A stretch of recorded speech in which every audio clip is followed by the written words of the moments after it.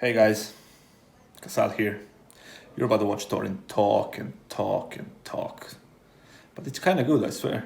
Let me play this marketing opening gambit and tell you what gamer subs and see if it has a major reaction from you, whether you expect it or not. Because you get 100 servings in a tub, one of those long ones, so you'll have a dose of your favourite on deck pretty much any time you like. It gets me energised like it was the nectar of the mighty gods like Zeus himself. It's a drink I'm really impressed with, like the major MVP. You can order online if you're a little hobbit living off in some country town, but use the code Thorin, Thorin, for 10% off your order. They even have a newer flavour called Titty Milk, in case you want to get your moo on. It's actually pronounced more, but a lot of people thought it was moo. Now, this is one of those videos that I basically invented the narrative mechanics series for, where a narrative just gets way too out of control. Now, years and years ago, I did a snipe video about how the Zeus narrative in Gambit winning the major got really out of control. They added Na'Vi messed up and they should have added him. People really didn't know like the background or the context on that one. But I actually do think Gambit winning PGL Krakow in 2017, July, the 11th CSGO major, is one of the most overrated winners ever, possibly the worst winner ever.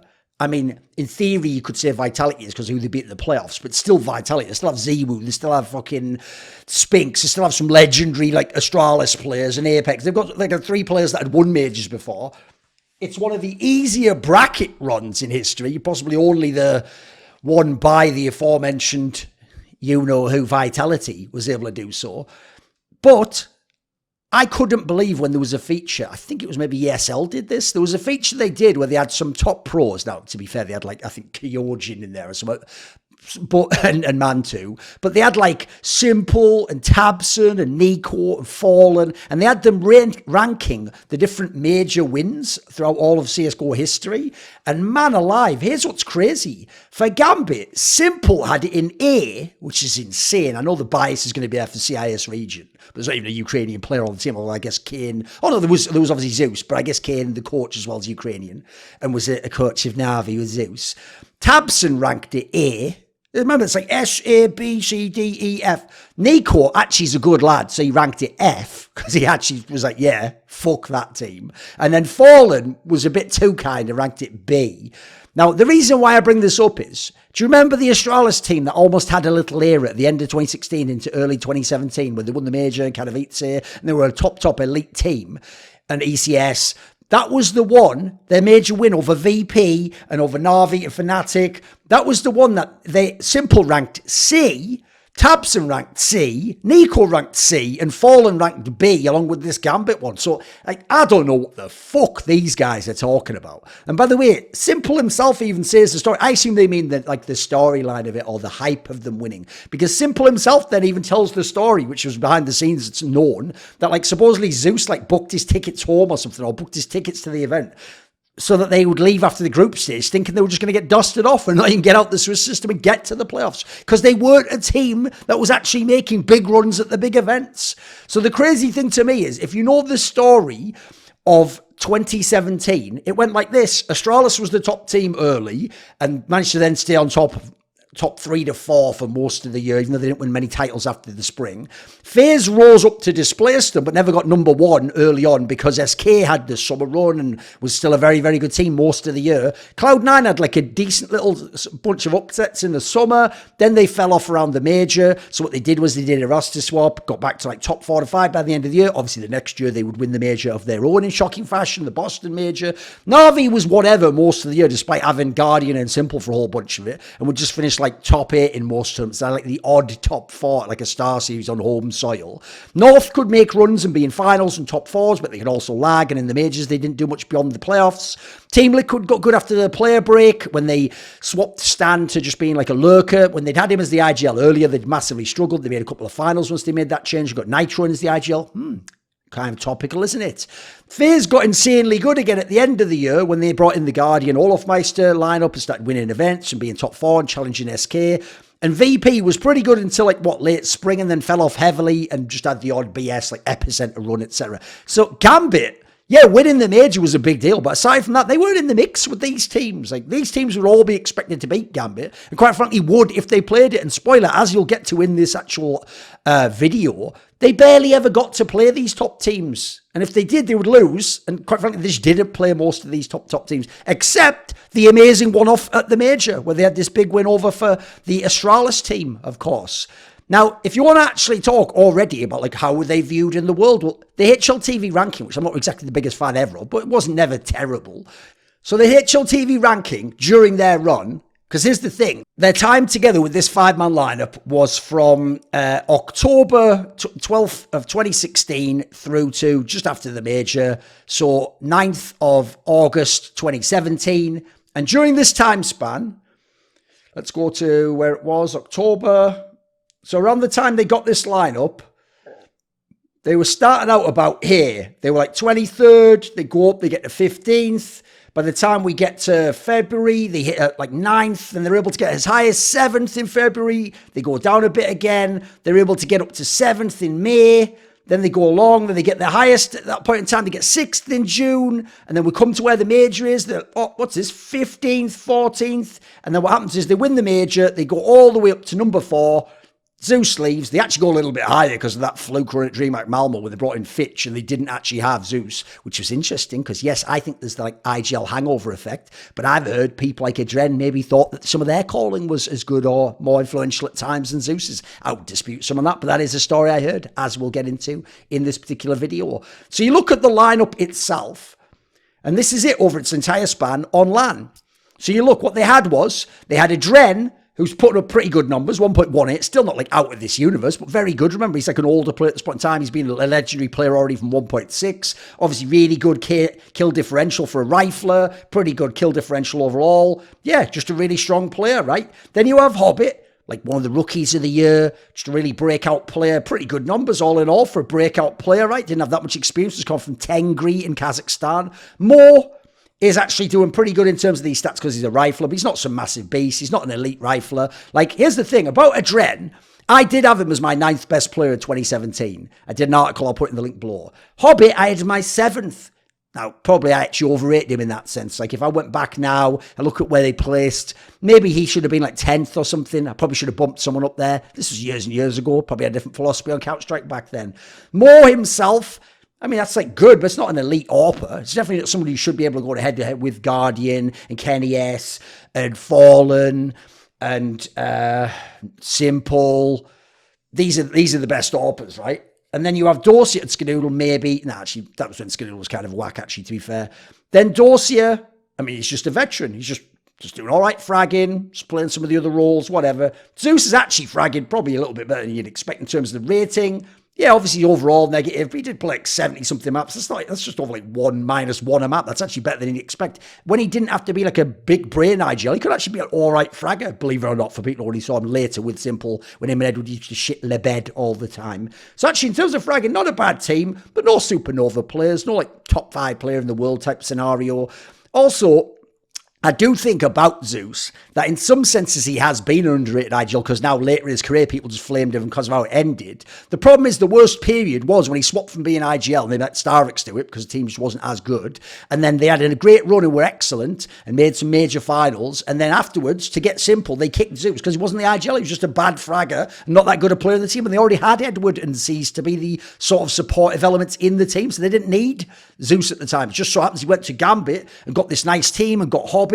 And they were able to do big things. By the way, Hobbit was actually technically on loan the whole time until after they won the major from Tengri, and then he was signed. And then, by the way, Zeus just fucked right off after he won. Spoiler, that story about booking the tickets, I didn't even think he thought they could replicate this. I think even he knew, like, holy shit, have I pulled this off? Chance to go back to Navi? Yes, sir, I will be taking that all day long. And you know what? It allowed him a lot more success after that, didn't he? He was even in major final after that.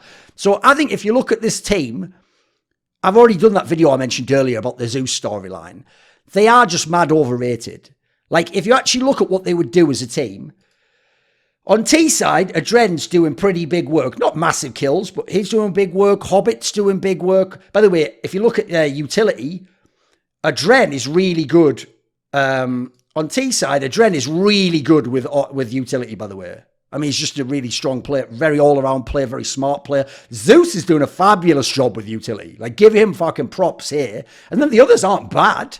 And then you also go and look, Zeus's calling was a massive factor. Now, there's a dispute over that legendary call on train against Astralis that I'll get to later, but he had very good flash usage. I think he was actually, like I say, sometimes an underrated player. Interestingly enough, if you go on CT side, it was actually where Mo was shining. He is an AWPer. He would have a very good kill death differential. That is where you should do your work if you're an AWPer. And obviously people will remember a very big series and crucially a big map on Overpass against Astralis in the semi-finals of the Krakow Major. Dorsia, overall, still a solid enough fragger. You put him on CT side, yeah, he's actually fragging out pretty well. It's not bad for like your fourth best player, is it? Even Zeus isn't terrible. So yeah, the floor of the team wasn't bad in terms of fragging. The heights weren't insane, although certainly Adren and Hobbit could flirt with being top 10 players. And so what's the issue? Like, maybe they were just a cool team, right? But how did they win a major? That's the question, right? How did they do it? Because let's just go and look at the time period. Like I say, they joined on 12th of October 2016 is when Hobbit joined the team. So the first tournament they played was this, ESWC, I don't know what it's called, World Convention here, but it is. ESWC, they come top 8. It's not the ESWC you're thinking of, like when it used to be almost a major status. It's a Predator Masters on LAN. They win it. You'll soon find out what that means. Then they go to DreamHack Open winner. That's actually one of their better sort of fluky wins or better wins. It's against teams that underperform, basically. Then they go to the major. What do you know? Top 8. That's legit. But it's when Swiss System was BO1, never played a best of 3 and they lost there. Then they went to DreamHack Las Vegas, top 8 there, no much further. Then they go to Star Series on home soil. To be fair, 3 of them are from Kazakhstan. Absolutely shit the bed, 12th to 14th. They go to CS Summit 1. Second's going to look good there till I show you the teams and what the issues of the lineups were. DreamHack Open Austin. Hey, they were able to actually beat Immortals and G2 there. That's pretty good. Nice little run there. Then you go to, oh, by the way, even G2 could make finals. I forgot to mention them in the teams earlier. They were just a bit shaky. Then you have DreamHack Open Summer. They don't get out of groups. Then comes the major, and they just win it straight out of there, and after that, Zeus leaves. So what we're going to do is go through each of the events, and we're going to show you they just weren't that good a team, guys. So ESWC, look at the fucking teams in this tournament. Let's even look who placed ahead of them. You had Alternate Attacks. You couldn't even name the players on that team. They were nowhere near tier 1. Team LDLC, yeah, literally, like my boy Existence, when he got kicked out and he went down a level, he came second ahead of the major winning team of Gambit. Space Soldiers, yeah, is the Azantares team that could just never do anything in the playoffs of real tournaments. Platinum Esport, who you don't even know, finishes top 4. Then you have Gambit here with Tricked, the Danish team, Fnatic Academy, not even Fnatic, and Epsilon, who, it was the people you might later know, some of them became like decent players and went into like Nip and Fnatic, didn't they? So you go down, these are no-name teams, there's no top teams here, this is tier 2 shit. So you come down to here, oh look, they 2-0 the group versus fucking nobodies. Then they go to the playoffs, they beat Pride Gaming. Do you even know Pride Gaming? I think they're Polish, right? Let's have a look here. Pride Gaming, where are they? Yeah, they're Polish. They're the team that had some players you might know, vaguely, like Morals. So maybe you won't actually, to be fair even. They beat them 2-1, and it's even close on the last map, by the way. And then they play Space Soldiers, Xantares' team, guy who's the best onliner of all time. Wasn't a bad LAN player. He just wasn't a superstar like he was online. They get absolutely booty slapped on Train, smashed on Dust 2, and then they have a very strong smash on Cobblestone, which you'll later find out is one of the 2 maps they're actually good on versus good team. But then they're out the tournament 5th to 8th. That's an absolute piss take. LDLC with Existence beat that team after this. So, okay, there's one tournament we can chuck right in the bin. Then we're going to go to that tournament. They won Ace of Predator Masters Season 3. The one that used to take place in a guy's house, which is a studio in Krefeld. Not like a big crowd and stuff. And at this tournament, this is just like tier 3 shit. Who's even good here? They're far and away the best team. You got, well, like Kingwin with some decent players from Poland. Rogue has some okay players. Penta's, whatever. Millennium, not really. No, like this isn't good. So yeah, they win the event, because who the fuck are these teams? There's a reason they only lose 1 map. These teams aren't good. This is tier 2 or tier 3 shit. So then we go DreamHack Winter. This is actually not a bad win, right? Because you look at the event, this team Dignitas had won Epicenter. It's big boy shit. Cloud9 had come like, what, second at that, or was it? Yeah, I think it was second place at like the Star Series behind Nip, who had Makalele, still when they had some problems in the team at times. You had Godsent. They hadn't been good for ages. Remember Malmo and Somr were ages back in 2016. Optic, this lineup did go on to win E-League Season 2, but that was after this, and this was actually a big bomb for them. They did really badly here. Flip side with Blade, they were always just a whatever team, like they were like 10th or 12th or whatever in the world usually. This is Renegades without Sponge, when they're just like whatever, who even cares as a team. And then Kingwin, the polls are there again. So you look at the tournament, in the group stage, they beat Optic in one map on Cobblestone, which we'd later find out one of their best maps. Okay. Then they go down, they just straight up lose to Renegades, who doesn't even have a proper IGL, 16-8 on cash. It's underwhelming considering they win the event. Then they beat Cloud9, who admittedly is a solid team, but had some issues around this point in time. And look, they managed to win a map, Cloud9 does, and then we have a smash on Cobblestone, very good map for Gambit. And then we have a Dust 2 win that's like marginal. They go through. Godsent actually tests them. They have the big win on Cobblestone. Then Godsent tests them on one of their maps. Overpass, still very close. Big first half lead for Godsent. They just do it on CT side, basically, with some T rounds. And then in the final, they play Renegades. It's actually fairly close, but at the same time, they have big first halves and they just win outright. It's fucking Renegades. Like, of these teams, fair play. It would be one thing if you actually, like, met, say, the Optic lineup in the final, then they win E-League. That'd look better. Cloud9's solid, but then you know what? They go out in this group stage and so the problem is, the big teams, unfortunately, get grouped and you just beat one of them in a best of 3. And then also, let me just point this out. Yes, Cloud9 was number 6 ranked team in the world. Okay, that's pretty legit, right? Who cares after that? That's just one. That's one meaningful win at an event that wasn't the absolute best teams. There was no G2. There was no Astralis. There was no... Who else would be in the top teams? SK/Luminosity. Well, SK at that point in time. No Virtus Pro. No... Who else would even have been good? No... I mean, Fnatic was sort of going off the boil at that point in time, weren't they? Like, this was when Godsent actually had JW and Flusher and Pronax, if you remember, when they did that weird split. But Godsent wasn't ever that good, really, all in all.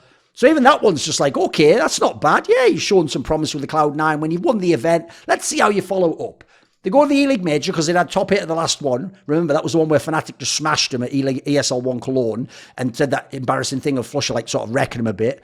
And then they got to be in the next Major as a result. At the next Major, it was a Swiss system with no best of 3s. So what happens is they go 3-1. They're able to win against North on Cobblestone. Yeah, that's pretty legit, right? They win against Godsent on Overpass. Remember the pattern? Cobble and Overpass, 2 of the big maps. They lose to VP on Train, one of VP's better maps. And then they beat FaZe on Overpass. Now, these are the tournaments, by the way, that started to make people clue in. Maybe we should avoid Cobble and Overpass against this team. But at this time, these teams are just thinking, well, we're good on the map, so let's just go to it. Believe it or not, Carrigan, very good Overpass caller. MSL loved Cobblestone. I assume Pronax liked Overpass. They're just thinking, yeah, you know what? These are the maps we like in the middle. Let's just play them. We'll probably beat them on them, right? The joke was these were the best maps of Gambit. So then you go to the playoffs. Remember, you're 3-1, and you get drawn against Fnatic. Well, here's the thing. Fnatic's another 3-1 team, and who have they beaten? They lost to G2, beat North, beat Mouse, beat Envious, who Envious wasn't good at this point in time. So you go down here, they play Fnatic in the first round, 2-1, beaten straight up. They get smashed on Cash. They do very well in Smash Overpass, and then Fnatic just comes back and batters them on Dust 2. Bish bash bosh, you're out the Major, just top 8. Okay, let's go to DreamHack. They had a top 8 run there, right? In the group stage, loads of the best teams in the world here. They lose on to Fnatic, 16-8 on Inferno. They were never that great a team on Inferno. This is when JW had returned and they'd brought back the Major winning lineup. Well, they had Dennis still in this one. They play against VP and actually managed to beat them on Cobblestone. Very good map for these guys. They have a big T side, impressive stuff, nice call-in. And as a result, they're out of the group. They 2-0 it. They didn't play the best of 3. So unfortunately, we don't get to see them tested in best of 3s. They go to the top 8. They play North. At this point in time, North is not even ranked a top 10 team. And they get beaten by North. It's fairly close. The Inferno game's obviously an overtime game. That's nice enough. North themselves did not that bad against SK, but still just a top 8 finish, right? Nothing too crazy. So then we go to Star Series. This is the one they bomb. They go 1-3. They're only able to beat Tai Lu. So what happens here is they beat, they lose to Fnatic on Inferno, 16-8. They beat Tai Lu on Cobblestone, 16-13. It's not even that crazy. They lose to FaZe Clan on cash 13-16, and even though Drengo's supernova, Nico has like a godlike fucking game on this particular one, because this was his second tournament playing with FaZe Clan, and he had a little bit of practice now. And then they lose to CLG of like Cutler and Ricky on Cobblestone and FNS. One of their best maps, they lose 14-16, and they get sort of like outgamed by FNS and Chet, I'm a Pet, who just go and watch the demos the night before and let them play into one of their best maps and just beat them straight up. So they come 12th to 14th at this LAN, again, in the CIS region, not even in the playoffs. Then we go to CS Summit. Remember, that looks good, coming second there, but look at the lineups. So at this point in time, Cloud9 has Swag standing in. They don't have Skadoodle, Orpin. Then they have... Envious has already dropped off an absolute cliff and just doesn't have the good players. They've already done a French shuffle and lost everyone at this point in time. Optics lost Stanislaw, who's gone to Team Liquid. And as a team, they have Jason R standing in, for real. And I think like Tarek was the IGL or something insane. SK Gaming's really good. We've got Phelps as a solid team. Godsent has even changed players because the Fnatic swap happened after the major, E-League. So they've got like Disco Doppelin, Lekro. So they're not like a top team. Team Liquid's got Stanislaw, but they proved to not be very good in this time period, quite frankly. They have their issues. This is early on in the Zeus era. NIP's brought in Draken, because at this point in time, obviously the Makaleli thing, they'd be kicked in and had gone back and forth, and Ali would be in the team. They had all sorts of hate. They'd had all those players, and they'd come and they tried Draken, and obviously this is when he used to hit those ridiculous like super wide angle shots and none of the other shots. So it's just not that good a field aside from SK. And what do you know? They beat Godsent, they beat Team Liquid. None of these teams, by the way, are ranked in the top 10 in the world. They lose to SK 2-0. They win one map against SK, which interestingly is on Inferno. And they just lose the tournament. So they come second. But another reason why they come second is even the other teams that might have been able to give them a match, like maybe Optic, well, actually, maybe, let's be real, Cloud9 had Swag. No, it's only really Team Liquid. And Team Liquid shit the bed against them here and didn't get to play them after that. So, yeah, this is where NIP only goes out like second to last. It's just not that good a tournament. Like I said, there's no top 10 ranked teams they're beating here when they're playing against them. So then you come to the DreamHack Austin that they won. Okay, looks good. They managed to narrowly beat Heroic. Not that great a Heroic. The one with like Modi, Valde, Snappy, Nico, not Nico with a big K, and Yugi. This is when Yugi was actually half decent. They beat them in overtime on Train. They beat Hellraisers 16-7. I think this is when Hellraisers had Oscar still. Actually, it doesn't make sense, actually, would they? No, this is when they don't have Oscar. This is when he'd gone already. He'd already gone into mouse spots at this point in time. But they have some okay players. Dead Fox was sort of bizarrely fragging out of his tiny face. Steeko was solid. It wasn't a strong team all in all, though. They beat them, and so because they 2-0, no best of 3. They go in the playoffs, and they play G2, the G2 super team. They narrowly lose to them on Nuke. They beat them all right on Train, and then they win a very close Cobblestone game, Gambit's map, 16-14 to win 2-1. And by the way, at the time, yes, G2 was ranked number 9 in the world. So it's not even, by the way, the peaking G2. This is number 9 in the world. And this is when a lot of people saying they were having trouble in paradise with the super team of G2. Then they play Immortals in the final, who's number 7. And they win a close series, 16-12, 16-12. They basically have, like, solid both sides. Immortals not like some world beater. Obviously, they later play them in the major final because that was a surprise finalist as well. So then you come to the last tournament before the major. Remember, in the rankings, they're sort of spiking, but after this one, they dip right down. And that's because in this tournament, hey, we have some good teams here. SK is number 1 team in the world. You have like Cloud9's not bad. It's around the time they've had a couple of runs.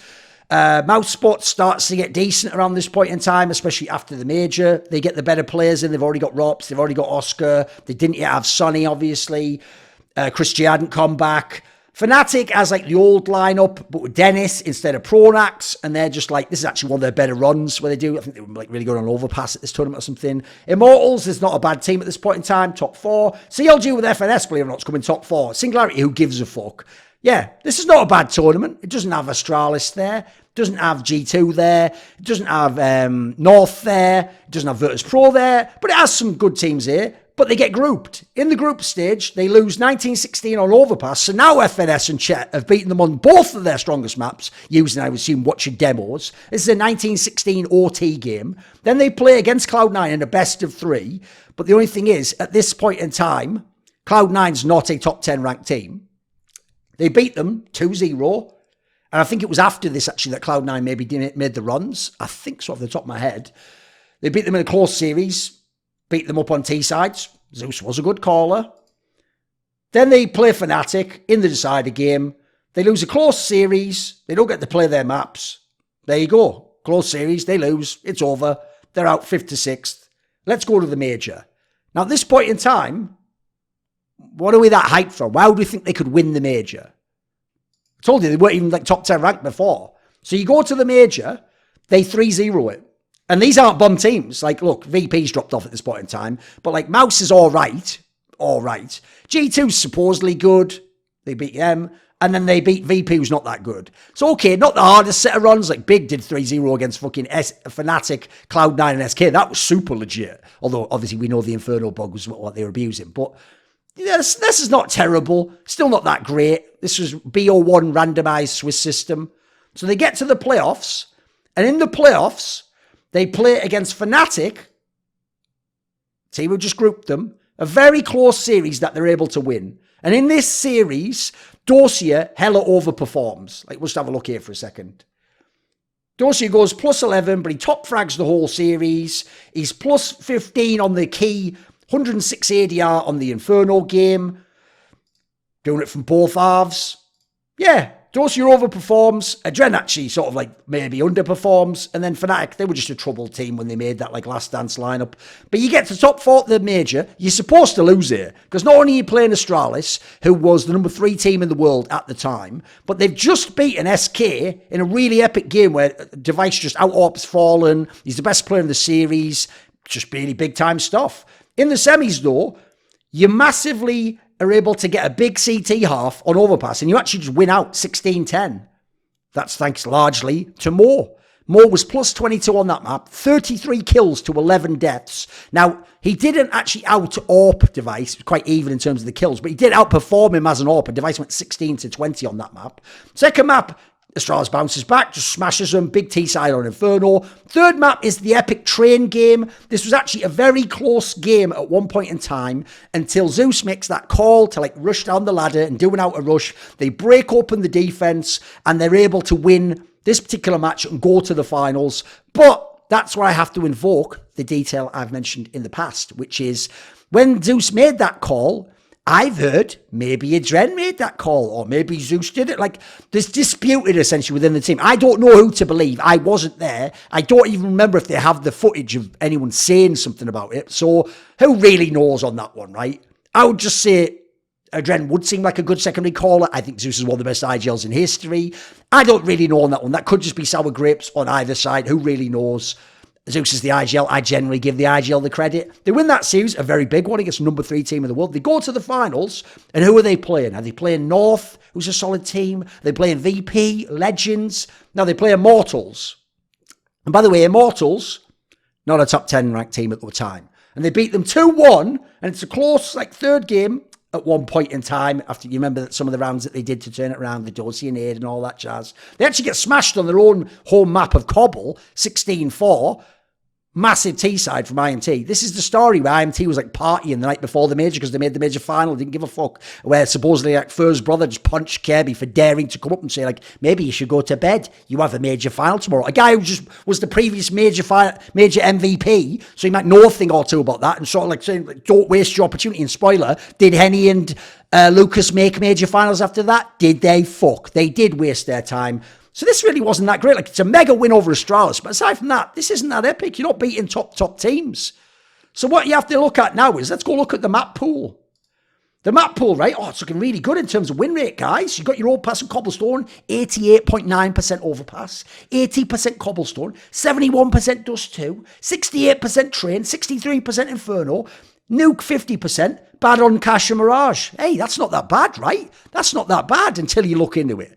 So on cobblestone and overpass, these were their maps. And it was mainly before the major that they were epic. On cobblestone, wow, look at this, 12-3. That is really impressive. Then you go and look who they're playing against when they have their best run. They have a 9-game winning streak until they lose to CLG. They beat the Space Soldiers, who gives a fuck. They beat Kingwin, who gives a fuck. They beat Optic, that's legit. They beat Cloud9, that's legit. They beat Godsent, Who really gives a fuck? They beat Renegades. Who actually gives a fuck? They beat North. That's legit. They beat Virtus Pro. This is Vegas. Yeah, that's legit. They beat Tyloo. Who gives a shit? And then they lose to CLG. And after that, they beat Godsent. They get smashed by SK. They beat Optic, but this is after they've already lost Stan. They beat G2 when G2 was having some struggles, 16-14. And then they lose to Immortals in the final. It wasn't even like they're one of the great cobblestone teams of all time. So then let's go and look at the overpass, shall we? And by the way, that streak from CLG broken on 7th of April. The streak on overpass gets broken on the 17th of June. The major's in July. So go here. Remember what? They had an 8-1 record on overpass. They're not even getting to play it that much, guys. In best of threes, people can veto shit against you. Or you might not even pick it yourself. They get a win against Young God. Who gives a shit? Fnatic Academy, you cannot care about that. Rogue, that's overtime and they're not even a good team. They beat Godsent. Again, who really cares? They beat Godsent again. Look, it's Godsent with some good players, but they weren't a strong team outside of like the major, basically. Even then, they weren't that good. They beat FaZe. That's actually pretty legit, 16-14. This is before they get Nico. Still a legit win, 16-14. They beat Fnatic, not a bad win. This is obviously the major they went to the semis on, 16-3. That's pretty good. They lose to CLG and OT, and then they beat Astralis for the big win at the semis. So, like, some good results there. It's not like they're one of the great overpass teams of all time. And as I said, the streak got broken on the 17th of June. The major's in July. And they're not even that good a team, by the way, in best of threes. Like, if you look in best of threes versus top teams, so we'll say top 10 ranked teams in the world at the time of the best of three, they have 4 wins and 1 was Astralis at the major. So at DreamHack Winter, they beat Cloud9 2-1, number 6 ranked team in the world. At DreamHack Austin, they beat Immortals in the final, 2-0, number 7 ranked team. They beat G2, number 9 ranked team, so no top 5 teams yet. And then they had 1 victory in a best of 3 ever over a top 5 ranked team, which was Astralis at that major, thanks to them overperformance and overpass, and then maybe that sick call by Zeus on train. That's it. They had 3 other series. They played top 10 teams. They played against North at DreamHack Vegas. They were number 8 and they got 2-0'd. They played SK in the upper bracket of CS Summit and they got 2-0'd. They were number 4. And then they played the same SK in the final and lost 3-1, but it was a one map winner bracket advantage. So they're not even some like really strong team who showed much in the best of threes, all in all. I think what happened is this. Zeus generally was a great caller. Adren was having a renaissance in his career. Hobbit was just a breakout player. Dorsia basically just held it together. Moore was an alright AWPer, but overperformed a little bit. Crucially, I think Zeus called the fuck out the major. I think they got lucky with the bracket. I think they managed to get the key performances against Astralis. Adren for the major, by the way, we'll look at these stats. For the major, Adren has a 1.28 kill-death differential and 1.29 rating. And on CT side, he has a 1.43 KD. That is insane CT fragging, by the way. No wonder he was the MVP of the major. Moore himself has like elevated stats on CT side. Just big stuff. Dorsia, it's like not sick. These guys are just all right. Hobbit's pretty strong. Moore and Dorsia have their series. Dorsia against Fnatic, Moore against Astralis. And then they get Immortals in the final. Like, look, it was a cool run. It was cool for the narrative of Adren and for Hobbit and for the fact that Dorsia finally got a Counter-Strike major. And also there was the whole angle of like Zeus winning a major after leaving Na'Vi, his only CSGO major he ever won. He obviously won loads of majors, 4 of them in CS 1.6. Yeah, the storylines were cool, but this was an overrated run. It was a fluke run, and I think Zeus was right to leave. They never would have been able to replicate this ever again. He got out of Dodge when he could. Hello, I'm Papa Biceps. You're watching the Thorin YouTube channel, and remember, don't fuck with Papito. Where I come from in England, people will often say, oh yeah, you and whose army? Well, I'll tell you what, I've got my own army backing me up. They're called the Skrilluminati. Thank you to Ahmed Hadjou, Joseph Adcock, Matt Pugnatio Rajcula, Theogony, Animosity, Bot Pounder 420, Jensen Goh, Tobias Bernasconi, Tosh, Thooorin, and as always, you know it, a special thanks goes out to my boy Jerky's Minion. Do you want to suggest a topic or a guest for my content? You want teasers? Find out who's in the upcoming interviews. Do you want to ask me a question in my monthly AMA? Maybe you want to be part of those long discussions where we talk about anything and everything in esports. Well, if so, put your money where your mouth is and enlist today in the Skrilluminati via the Patreon link in the box below.